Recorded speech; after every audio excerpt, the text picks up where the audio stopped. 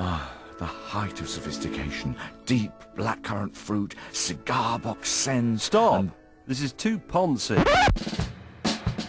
Now, I enjoy a glass of wine, but I've never had much time for talking about wine. But one day, I met a man in a pub who said he could educate me in the ways of the grape. That's him. Right, right. Oz Clark, wine expert. What's the first thing that comes into your mind about that wine? Fruit. We've come to France for a month. My mission? To open his mind as well as his mouth. Rustic, old-fashioned French wines.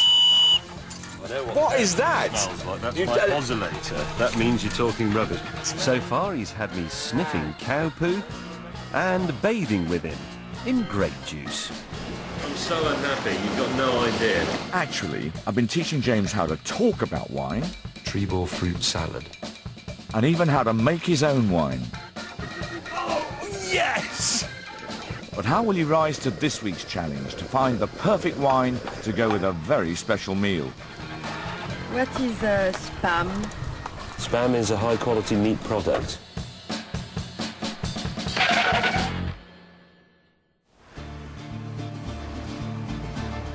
On this part of our trip, I want to teach James about how to match wine with food. I'm going to take him through the menu from starter to main course to dessert, finding out which wines go best with each. And he'd better concentrate on what we're doing for once, because later on I'm going to be throwing him a new challenge, cooking a meal and finding the perfect wine to go with it. This is a local white, I think.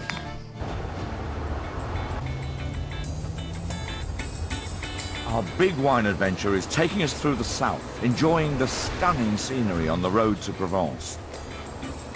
This area produces more wine than anywhere else in France, and a young breed of winemakers are using new world techniques, borrowed from places like Australia, to produce wine with mass market appeal. One of them will be our guide for the next couple of days. Meet Jean-Claude Masse. Morning, monsieur. Jean-Claude? Jean-Claude. Bonjour. Very nice to meet you. James Oz Clark. Hi Jean-Claude, how are you? Jean-Claude is best known for a wine called Arrogant Frog, although he seemed quite a nice bloke to us. He's brought along some local white wines for us to try with something slimy and ugly, tasting of seawater and iodine. Oysters.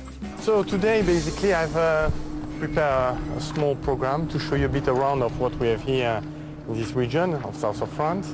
We'll have a look at the oysters.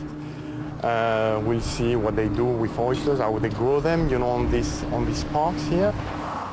Just southwest of Montpellier, this lagoon produces over 12,000 tons of oysters a year. I've chosen them as the first part of our menu because they are notoriously difficult to match with wine. No, oysters are a seafood, so you have to have them with white wine. Any idiot knows that. Standing like General Montgomery. No, I'm trying to look British. Tiny baby oysters, smaller than a 5p piece, are taken out to these oyster tables, put in mesh bags, and left in the salt water of the lagoon for a couple of months. The water's really green looking, full of food, plankton and seaweed, that sort of stuff. That's what oysters eat. Yeah. Then they're brought back to shore and cemented to these long ropes in sets of 3. Aren't we supposed to be going over there? Each oyster farmer has his own set of tables, and his ropes of oysters are suspended in the water and left for a year to grow to maturity. Fascinating. Now, where's my lunch? Off. I am ashore. Mind your tete. I mean, look, you see, there you go. They've got Oz doing this with his French counterparts, and they're talking about oysters. It's like the wine thing again. They will talk about it and talk about it, and after a while you think, why actually eat them? Why not just spend the rest of your life talking about it? This is the oyster equivalent of that, fruit moment, and that just drives me up the wall. I like oysters. I'd like to eat some. Can you just get that customer permission? So the Romans were doing the oysters. Romans seem to do everything around. The object of the exercise is to get some oysters and eat them. The object of the exercise is to try to understand the culture of what's going on here. Why don't we talk about it over lunch? I've been up for nearly 9 hours and I'm starving, and you've got a box of oysters that I love oysters. I'd love to eat them. Well, I'd love you to take this box and clean them yourself. Pass them up. Okay, you have them, mate. This is a wine programme, isn't it? We're not turning into foodies. We're going to end up with out-of-focus shots of oysters in a bucket if we're not careful. Oz, lunch? I'm now in the middle of a really interesting chat about the regeneration of the oyster beds in 1970 when they got enfeebled from Japan. Does that... No, marvellous, carry on.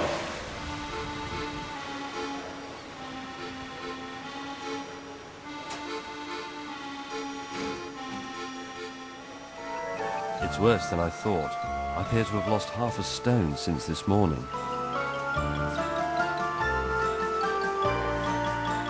While I waste away, the bored cameraman seizes the chance to take some arty close-ups featuring out-of-focus oysters. But finally, the arrogant frog triumphs over the pedantic Rosbif, and the dining experience begins. Okay, Jean-Claude, first, can you give us some wine? We want to see what goes with oysters. I think it's really difficult, oysters and wine. Give us something to start with. So let's go with the easy way. A Sauvignon, dry, crisp. Sauvignon. You know Sauvignon, don't you? The I've sharp heard of one. it, The, yes. the grassy one, the sharp one, the lean one. Let's have that. Right, Okay? quiet please. This is a wine moment. Here is my French oyster. Oysters are hard to match with wine because they're so salty and iodine-y. You're best off going for simple, dry, neutral wines, frankly without too much flavour of their own. Muscadet is the most famous example, and it'll only cost a £5. Nice. Next, a much more floral, honeyed wine. If James has any sense of taste at all, he'll find that that doesn't suit the oyster one bit.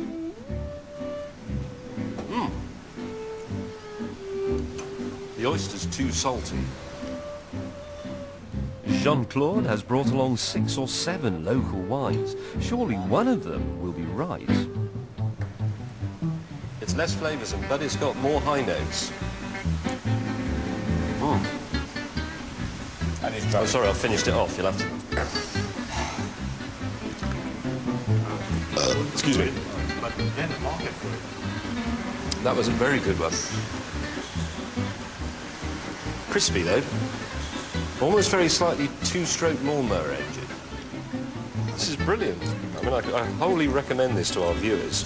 Standing around in a shed, stuffing your face with oysters, and drinking some bloke's white wine. Silence, please. Right. By this point, they think I'm a complete fool. But now hear this. Terrific.